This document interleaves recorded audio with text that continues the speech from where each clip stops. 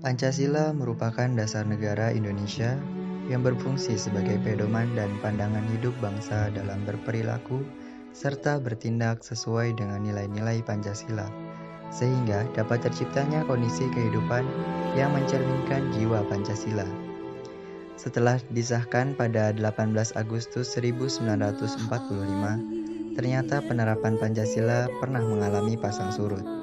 Bahkan, ada upaya mengganti Pancasila sebagai dasar negara dan pandangan hidup bangsa dengan ideologi lain.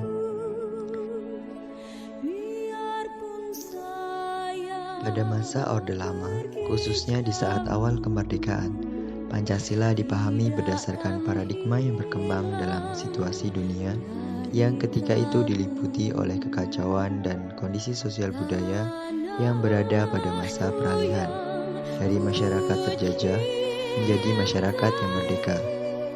Dalam penerapannya, Pancasila mengalami banyak tantangan karena masih pada proses penyesuaian. Pada periode awal diterapkannya, Pancasila mengalami tantangan dari dalam untuk digantikan dengan ideologi lain. Hal ini ditandai dengan adanya pemberontakan-pemberontakan, diantaranya pemberontakan PKI di Madiun yang dipimpin oleh Musso pada tanggal 18 September 1948 dengan tujuan ingin mengubah Pancasila dengan paham komunis, dan pemberontakan DITII yang dipimpin oleh Skarmaji Marijan Kartosoewirjo pada tanggal 7 Agustus 1949 yang ingin menggantikan Pancasila dengan syariat Islam. Pada periode kedua, Pancasila masih menghadapi tantangan, di mana penerapan Pancasila diarahkan sebagai ideologi liberal dengan berbagai pemberontakan yang terjadi, seperti pemberontakan Angkatan Perang Ratu Adil atau APRA pada 23 Januari 1950, pemberontakan Republik Maluku Selatan atau RMS pada 25 April 1950, dan pemberontakan Pemerintah Revolusioner Republik Indonesia PRRI atau Permesta pada tahun 1957 sampai 1958.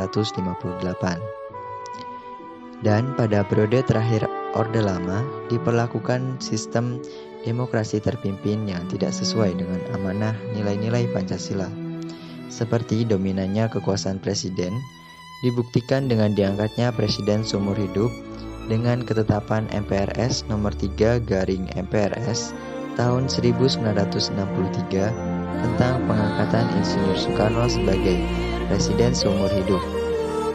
Masa Orde Baru. Pancasila zaman ini terlalu dilebih-lebihkan, bahkan diagungkan. Seperti contohnya, adanya 4P atau pedoman penghayatan dan pengamalan Pancasila yang dianggap sebagai mempancasilakan masyarakat. Ada praktek KKN, tidak mencerminkan sila keempat.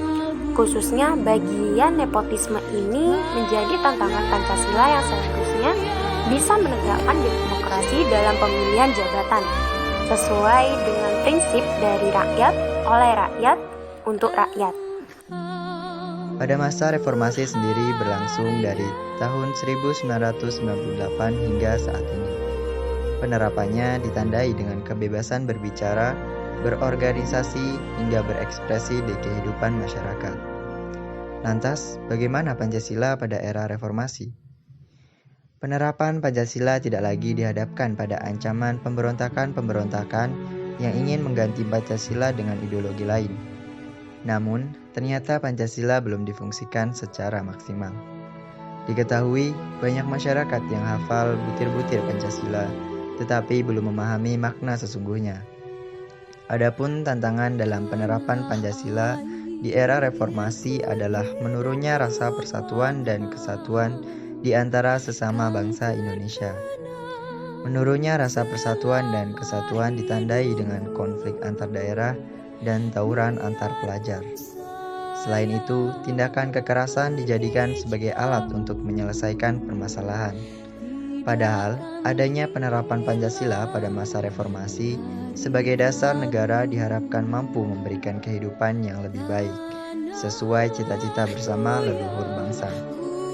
Sehingga dapat disimpulkan, tantangan dalam penerapan Pancasila di era reformasi adalah konflik yang memecah belah persatuan dan kesatuan.